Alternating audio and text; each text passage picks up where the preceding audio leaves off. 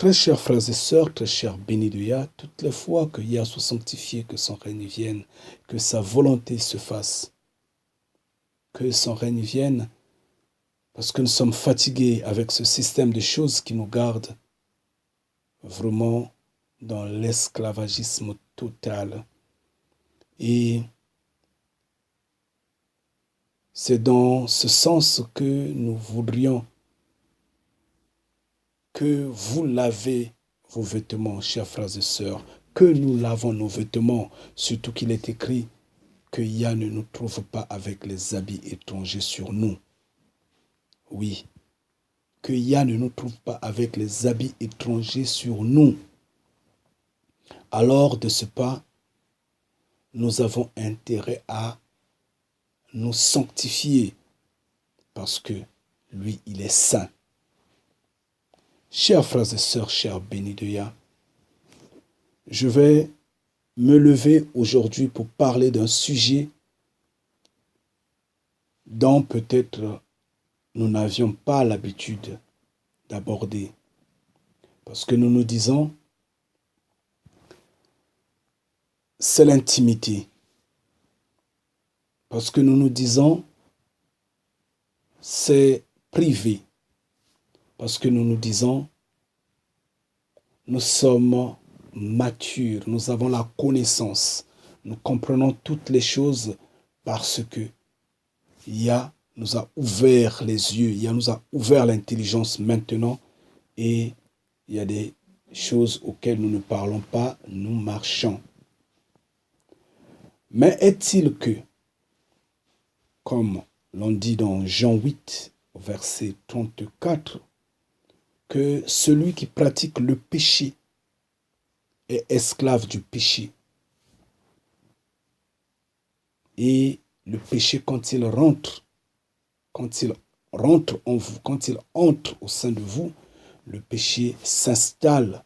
Le péché devient une contingent. Le péché devient une malédiction à ce moment-là. Ça tourne autour de vous, ça grappille là. À ce moment-là, c'est difficile de sortir du mal, parce que le mal s'installe déjà. D'où nous allons dans Jérémie 17 au verset 9. Je vous en prie de prendre vos Bibles, chers frères et sœurs, et nous allons tous nous mettre à lire et à comprendre ce que Yah voudrait que nous soyons réellement. Donc nous allons au verset 9, il est dit ceci. Je vais le lire au nom de Yah. Le cœur est tortueux par-dessus tout, et il est méchant. Qui peut le connaître? Ngeta. Ça, nous avions dit, c'est le langage ancien. Dans les vidéos passées, nous l'avions expliqué comme quand on dit, par exemple, la bouche parle par abondance du cœur, que les mauvaises pensées viennent du cœur. C'est un langage ancien. Parce que de nos jours, nous savons que les pensées viennent du cerveau. Oui, c'est du cerveau que ça vient. Le cœur ne draine que le sang. Nous le savons déjà. Donc, nous allons relire ce verset selon la connaissance que Yah nous a donnée, selon le langage nouveau. Je veux le relire au nom de Yah. L'esprit est tortueux par-dessus tout. Comme je dirais, le cerveau est tortueux par-dessus tout. Et il est méchant. Qui peut le connaître? Je peux de même dire, l'intelligence est tortueuse par-dessus tout. Oui. Comme la connaissance est tortueuse parce que ça vient du cerveau. Je peux le dire. Donc, ici, c'est quoi? On nous dit, qui peut le connaître? Je suis votre frère. Je vous parle maintenant. Mais après vous avoir parlé, vous ne connaissez pas ce que je veux faire. Tout comme vous, vous m'écoutez, vous me suivez, mais je ne sais pas ce que vous allez faire. Quelque part, vous avez peut-être peur de me voir au sein de vous, de me recevoir chez vous, parce que vous dites, nous sommes en Occident, il y a la méfiance. On ne reçoit pas n'importe qui chez soi, par exemple. Parce que vous ne me connaissez pas. Moi de même, je dirais, je ne peux pas y aller parce que je ne sais jamais. On ne rentre pas n'importe où. Mais pourtant, vous êtes mon frère, vous êtes ma sœur.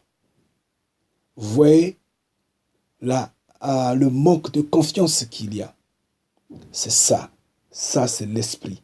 Ça, c'est ce que le cerveau est. Le doute est toujours là. Ça résonne, ça doute toujours. Et on dit, qui peut le connaître? Personne ne connaît ses pensées.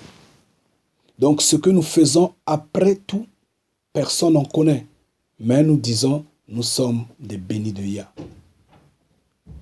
Nous sommes des bénis de Yah.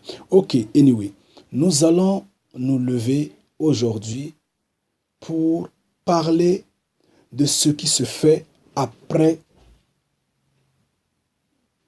que le rideau tombe. Ce qui se fait en cachette. Ce qui se fait dans l'intimité totale.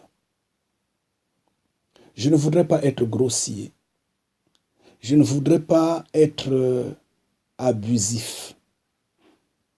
Mais je réclame votre respect. Je me courbe devant vous, je m'incline et je vous demande de me permettre de parler parce que je dois parler. Et je parle au nom de Yah et c'en est la vérité. Je veux parler de la prostitution aujourd'hui. Je veux parler de ce qui est sale. C'est pas propre. Qui dit prostitution dit pornographie. Parce que moi, aujourd'hui, je ne peux pas concevoir que nos sœurs, nos frères qui se lancent dans la rue, dans la conquête de gagner une poignée d'argent en échange de ce désir ou de ce plaisir ou de ces impulsions sexuelles qui ne sont autres que des venins du péché, puissent résister, par exemple, à tourner un film pornographique. Non, je ne pense pas. Ils ne vont pas résister. Ils vont l'accepter, je pense. Parce que c'est déjà des prostituées. Ils n'ont pas cette résistance face à cette tentation. Que ceci ne soit pas une motivation commerciale, parce que tout ce qui est mauvais est fort et puissant et vous attracte. Tout ce qui est mauvais, tout ce qui est contre nature prédomine et vous convainc parce que ça apporte beaucoup d'argent. Vous pourrez être tenté à ouvrir un magasin ou je ne sais pas, une boutique dans laquelle vous allez justement vendre ces gadgets-là. Oui, les gadgets que la pornographie apporte, vous les vendez, ça fait beaucoup d'argent. C'est comme de la drogue, ça coule. C'est comme de la cigarette, ça coule. Et oui, celui qui pratique le péché en est esclave du péché. Vous en laissez aller comme ça bêtement. Évitez tout ce qui hérite Yah. Comme les cheveux de mauvais goût, vous le connaissez bien sûr. Les tissages, les mèches, les perruques. Je ne sais pas comment, quoi et quoi. Les cheveux de mauvais goût. Comme les produits qui aident à décaper la peau, à changer la couleur de la peau.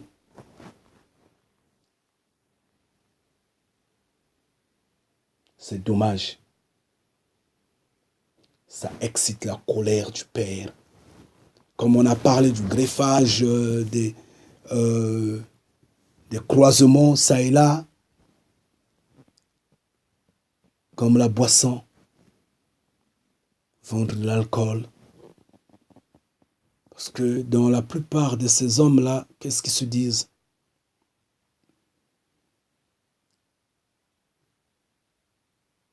Après tout, c'est pas moi qui en consomme. Moi, je ne fais que vendre. Oui, vous ne faites que vendre. Mais vous n'avez pas une conscience. Il n'y a pas d'autre moyen de trouver de l'argent que le faire. Il n'y a pas autre moyen de s'en sortir que cela, qu'il y a à se sanctifier. Alors, chers frères et sœurs, chers bénis de Yah, de quoi nous allons parler exactement? Quand par exemple nous allons dans Lévitique 19 au verset 29, je veux pouvoir le lire au nom de Yah. Tu n'encourageras pas ta fille en la livrant à la prostitution de peur que le pays ne se prostitue et ne se remplisse de crimes. Ngeita. Tu ne vas pas encourager ta fille de peur que le pays ne se remplisse des prostituées. Parce que l'autre qui est à côté, en voyant ta fille qui scintille, ta fille qui marche avec, je ne sais pas, des mini-jupes, des culottes, les seins sont dehors, le dos dehors, ainsi de suite, mais dans, je ne sais pas, les hommes suivent derrière et après-demain vient, gare la voiture, ainsi de suite, construit une maison là-bas, ça et là. L'autre également va copier parce qu'il ne va pas résister à ce genre, à cette compétition-là. Il a dit, ne faites pas ça. Il a dit, n'encourage pas ta fille à la prostitution. Mais la prostitution a évolué, a pris d'autres formes dans la pornographie et autres. Cependant, nos ancêtres n'ont pas écouté le message, les avertissements du Créateur vivant. Raison de plus que nos mamans, nos sœurs, nos femmes continuent dans la même lancée en encourageant leurs filles, leurs garçons d'aller dans ce sens-là, dans ce courant de se prostituer.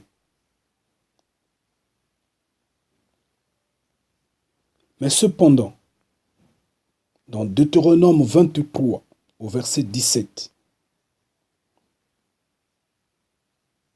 il y a un cri d'alarme. Il est dit ceci, je le lis au nom de Yah. Il n'y aura aucune prostituée parmi les filles d'Israël. Il n'y aura aucun prostitué parmi les fils d'Israël. Ngeta. Il ne devrait pas y avoir de prostituées parmi les Hébreux. Non, pas du tout. Et surtout, aujourd'hui, où Yah nous a fait grâce en nous renouvelant la connaissance, en mettant sa connaissance en nous rappelant qui nous sommes réellement.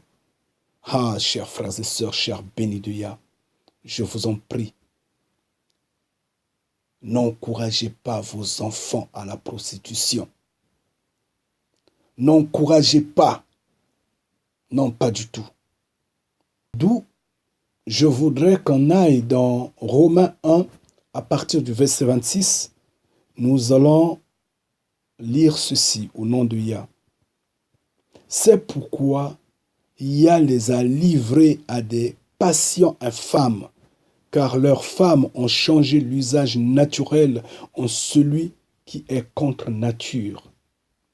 Et de même, les hommes, abandonnant l'usage naturel de la femme, se sont enflammés dans leurs désirs les uns pour les autres, commettant homme avec homme des choses infâmes et recevant en eux-mêmes le salaire que méritait leur égarement. Comme ils ne se sont pas souciés de connaître Yah les a livrés à leur sens reprouvé pour commettre des choses indignes.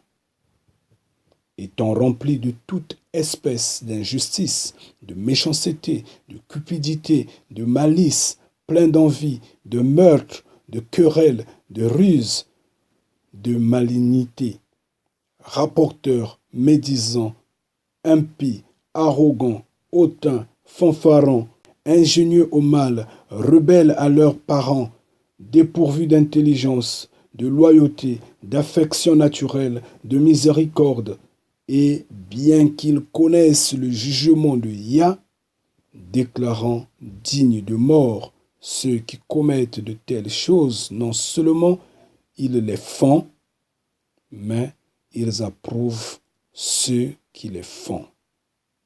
Ngita. Je me suis arrêté au verset 32. Donc, qu'est-ce qu'on remarque? On remarque que, à force d'aller en encontre de la volonté de Yah, Yah nous égare. Yah vous égare. Or, Yah n'a pas voulu de la prostitution. La prostitution est entrée. La prostitution, se faisant peut-être à visage caché, devient à visage découvert dans le sens la pornographie. Et les filles et les hommes qui s'y livrent se trouvent totalement perdus. Nombreux d'entre eux disent, mais une prostituée avait sauvé les espions, les 2 espions israélites qui étaient partis à Jéricho, non? Elle avait eu la vie. Yeshua lui-même a dit que les prostituées vont vous dévancer, non? Et ils s'asseyent sur ces points pour justifier ce qu'ils font. Non, c'est faux. Je vous en prie, ne soyez pas égarés. Ce cas est différent. Le cas de cette prostituée, elle est tombée dans les mains, elle a sauvé le peuple, en fait, les enfants de Yah. Elle avait sauvé les enfants de Yah. Elle était sur le chemin de la vie et elle a eu la vie.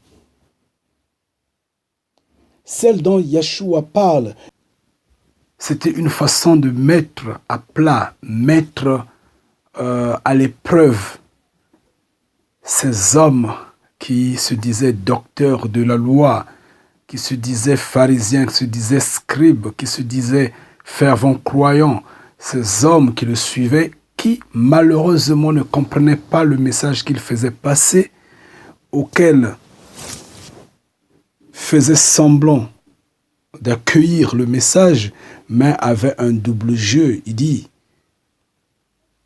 les traite d'hypocrites et il dit cela. Il dit que même les prostituées, même ceux qui ne sont pas censés être fervents croyants, ceux qui ne sont pas dans l'opulence, dans l'orgueil de dire nous sommes éternels, vous serez surpris, comme l'on dit, les premiers seront les derniers, vous serez surpris de les voir éternels, alors que vous ne l'êtes pas et vous ne le serez pas. Ça, c'est autre chose. Mais on ne devrait pas se mettre debout sur ces cas pour dire faisons que la prostitution est bonne. Et non, pas du tout. Non, je doute. Et nous savons bien que les prostituées n'hériteront pas le royaume des cieux. Les impudiques n'hériteront pas le royaume des cieux. Donc leur cas, à ce moment-là, c'est Yah qui en décide, comme Yah fait faveur à qui il veut. Mais il ne faut pas en prendre comme exemple pour autant dire, je vais le faire, je vais pouvoir le faire, je vais me lancer dans ce péché-là. L'important est que j'aille à l'église, n'importe quoi. Vous allez vous égarer, vous serez détruits. Chers frères et sœurs, chers bénis de Yah.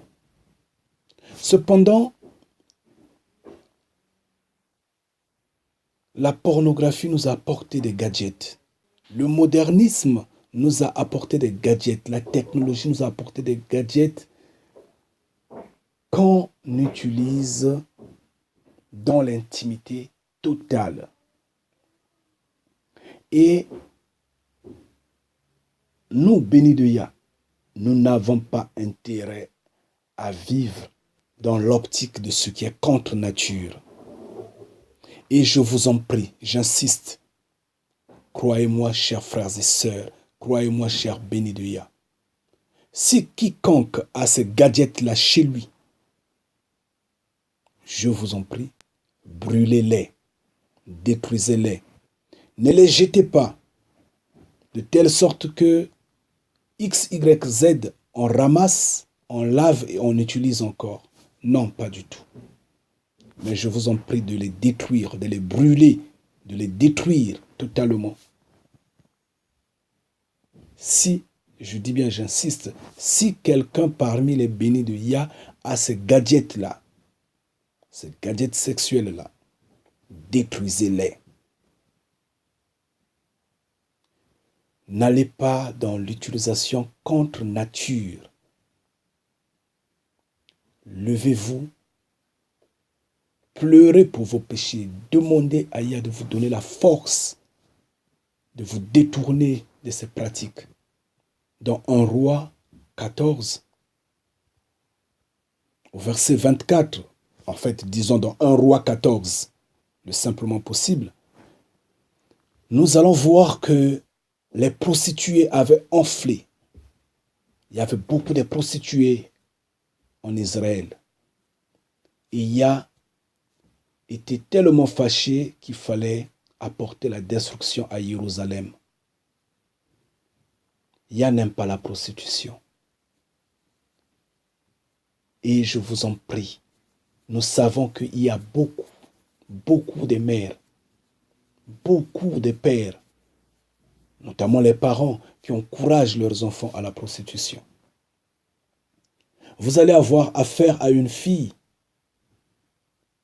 à une femme qui connaît pratiquement tous les hôtels, tous les noms d'hôtels. Pratiquement, elle a été dans toutes les chambres d'hôtel. C'est malheureux. C'est une malédiction. Une femme comme ça, je vous en prie, mais elle a un démon. Posez-la la question de savoir avec qui elle va dans ces chambres d'hôtel. Et pourtant, dans la plupart des cas, vous les verrez, elles sont mariées. Hein. À celle-là, je ne pourrais dire que de se repentir, de changer. Parce qu'on les voit les dimanches, on les voit dans des veillées de prière, on les voit toujours derrière les pasteurs, là, courir derrière les prêtres, tout ce monde-là. Mais qu'elles se repentent.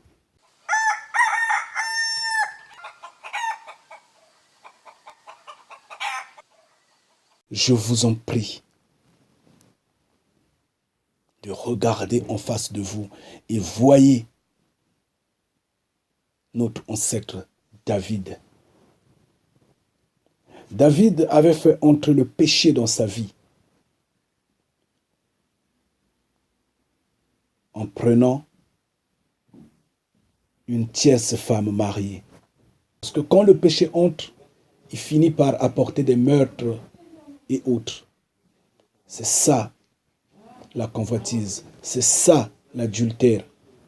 David avait fini par tuer le mari de cette femme-là.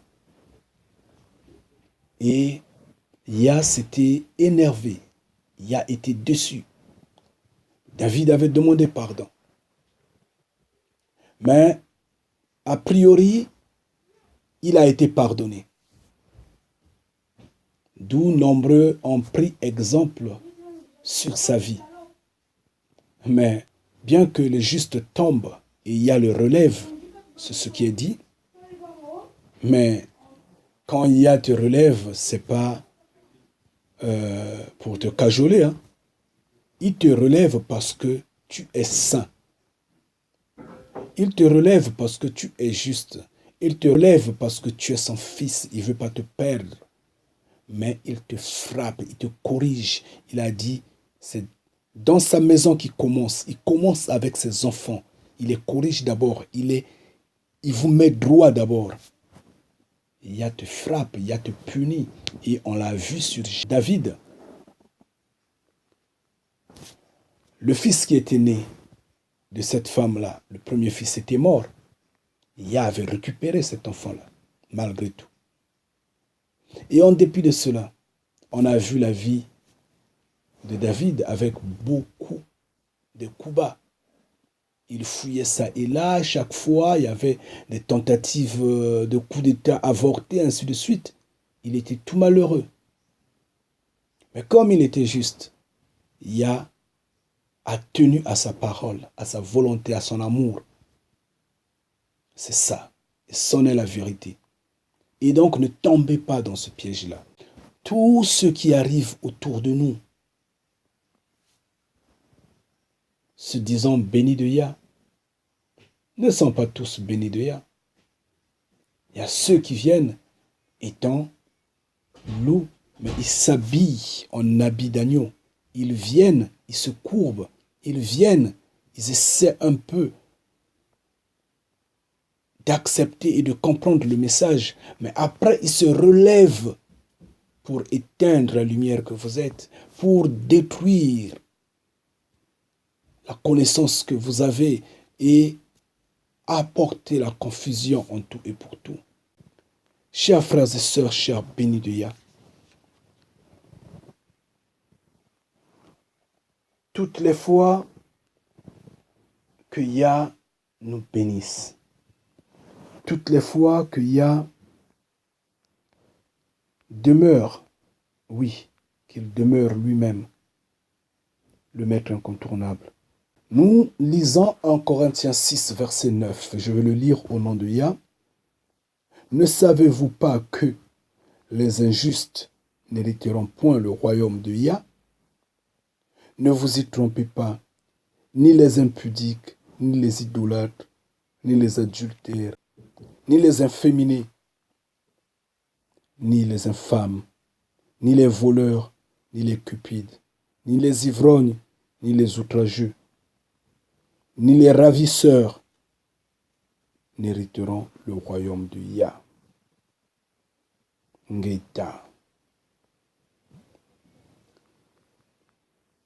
Vous ne le savez pas que les impudiques n'hériteront pas le royaume des cieux, ni les ivrognes.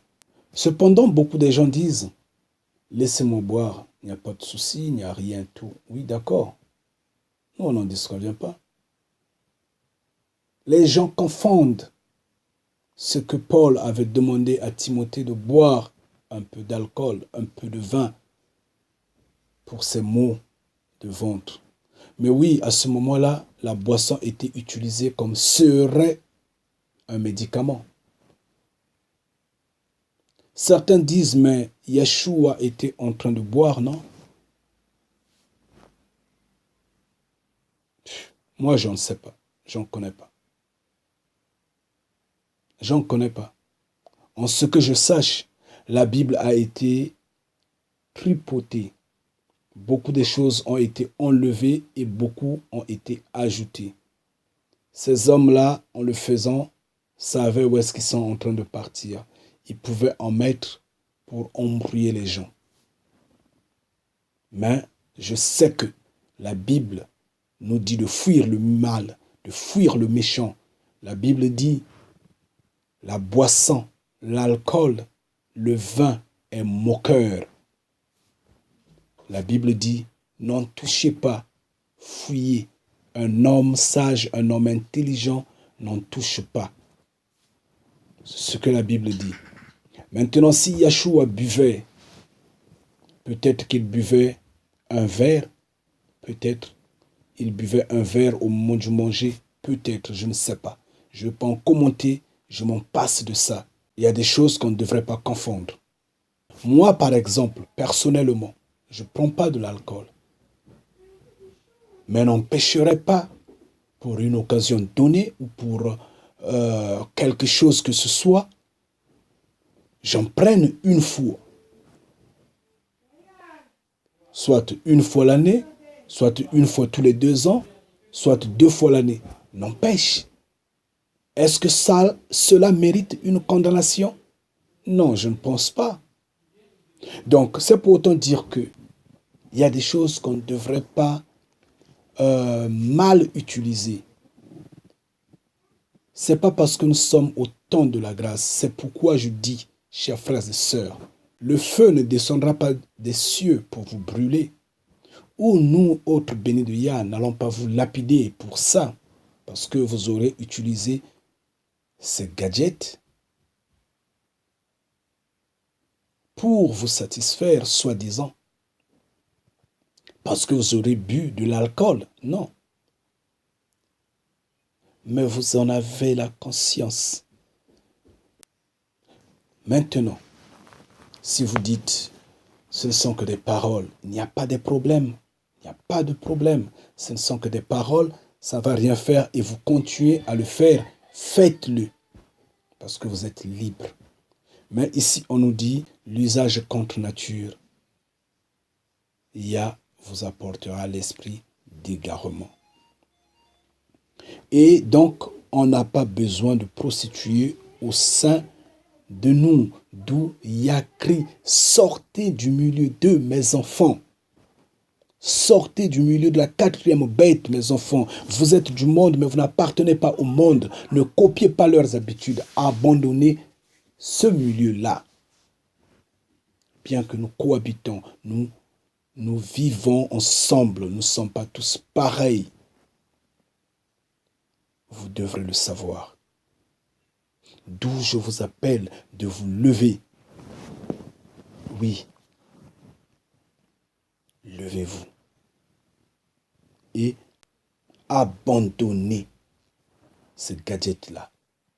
Nous allons dans Éphésiens 2 au verset 3. Je vais le lire au nom de Yah. Nous tous aussi, nous étions de leur nombre et nous vivions autrefois selon les convoitises de notre chair, accomplissant les volontés de la chair et de nos pensées, et nous étions par nature des enfants de colère comme les autres. Mais Yah, qui est riche en miséricorde, à cause du grand amour dont il nous a aimés, nous qui étions morts par nos offenses, nous a rendu la vie avec Yeshua. C'est par grâce que vous êtes sauvés. Il nous a ressuscités ensemble et nous a fait asseoir ensemble dans les lieux célestes en Yeshua Ngeta. Nous de même, nous avions péché. Nous avions péché de par le passé. Nous avions été injustes. Nous avions aimé ce qui était contre nature. Nous avions aimé ce qui ne respecte pas Yah. Mais Yah nous a affranchis. Oui, béni de Yah. Yah nous a affranchis. D'où nous devrons nous en passer totalement. D'où nous devrons laver nos robes, nos vêtements, qu'ils ne nous trouvent pas avec des habits étrangers. Cette 4e bête-là est en train de remplir le monde d'images. Les images qui corrompent. Oui, c'est vrai. Parce que si on vous abandonne devant l'écran, face à ces films pornographiques, je vous en prie.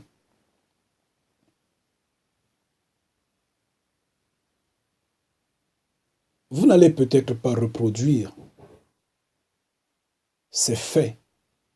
Vous n'allez peut-être pas reproduire totalement cela, mais une image restera dans votre tête, forcément. Une image restera dans votre tête. C'est ça le péché. Je dis donc, marchez selon l'esprit et vous n'accomplirez pas les désirs de la chair.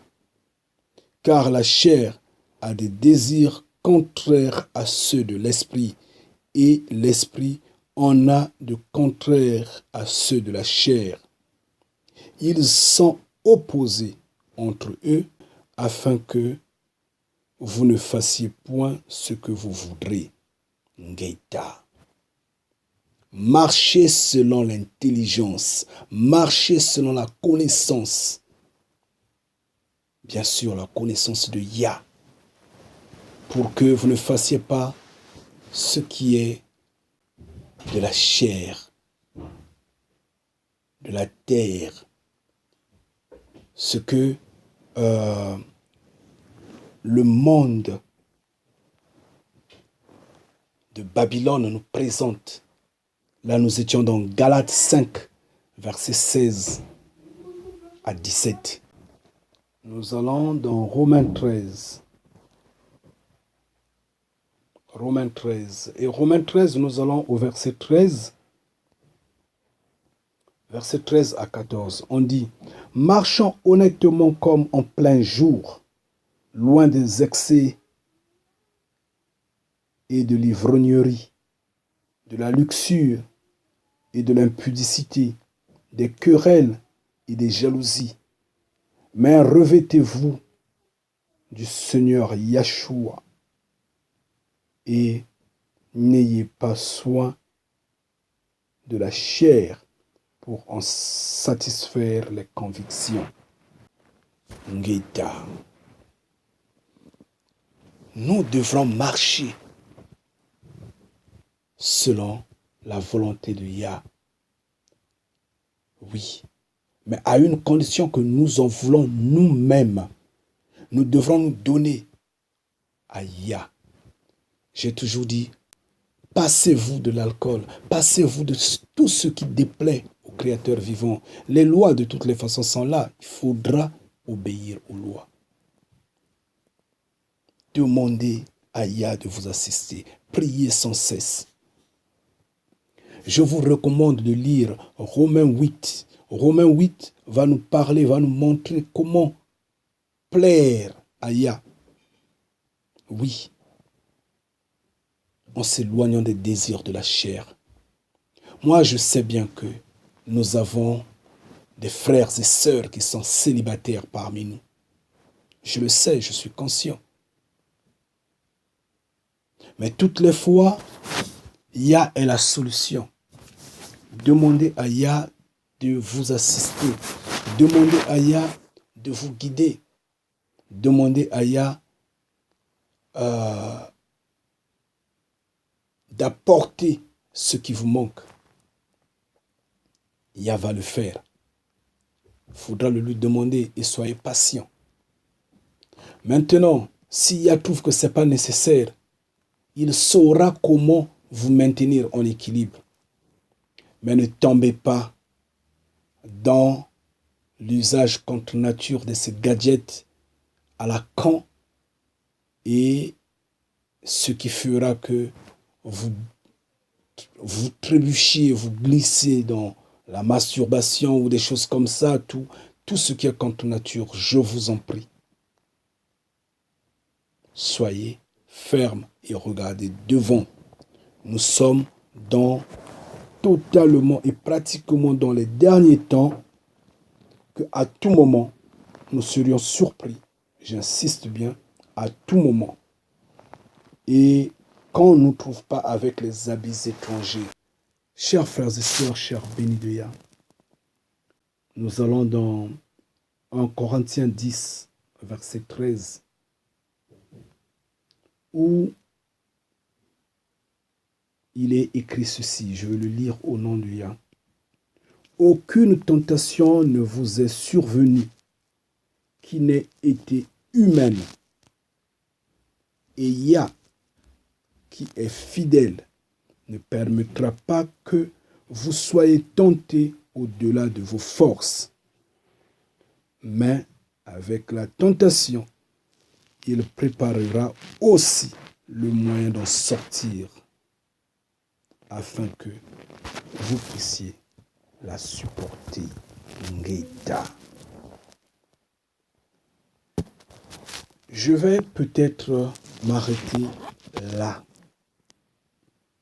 Mais comme il est bien dit, la tentation est humaine. Elle arrive, mais Yah vous en sortira de la tentation. Parce que vous regardez, vous entendez, vous humez, vous êtes sensible. C'est normal que vous soyez tenté. C'est normal que vous ayez des intentions d'eux. Mais Yah vous sort de cette tentation-là. Donnez-vous à Yah. Demandez de telle sorte qu'il vous assiste, qu'il vous trouve avec les habits propres. Chers frères et sœurs, chers bénis de Yah, je vous en prie. J'espère que je ne vous ai pas dérangé. J'espère que je ne vous ai pas fait mal. Je me mets à votre place. J'essaie de me mettre dans votre situation. Mais ce qui est important, c'est qu'on brûle Ngeta pour que l'on devienne éternel. Et en brûlant, c'est la vérité qui nous brûle. Et je dois vous la dire. Comme au premier jour, quand vous m'aviez écouté pour la première fois,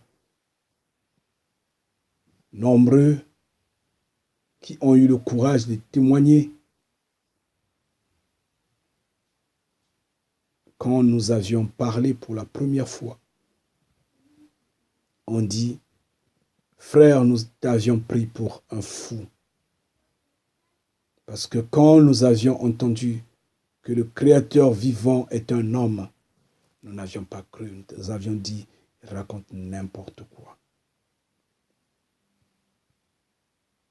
Mais bien après, Yah lui-même nous a convaincus. Justement, acceptez que je vous dise cette vérité-là. Acceptez que Yah vous affranchisse, que Yah vous guide avec connaissance. Si, chers frères et sœurs, chers bénis de Yah, si est-ce seulement si que vous êtes dans ces pratiques-là, et seulement si que vous aviez ces gadgets-là, détruisez-les, brûlez-les, mais soyez rassurés que vous êtes bénis de Yah et vous restez bénis de Yah par le fait que vous prenez l'engagement de vous en débarrasser. Yah qui fait table rase sur les temps d'ignorance va vous en excuser, va vous en pardonner au moment du jugement, bien qu'il vous en demandera, mais pas avec mordicus. Je vous le dis, croyez-moi. Mais si vous vous entêtez et que vous continuez dans cette lancée-là, en ignorant ce que je suis en train de dire aujourd'hui, vous en porterez l'entière responsabilité. Ngeta. Soyez bénis, que Yah vous remplisse de connaissances. Ngeta.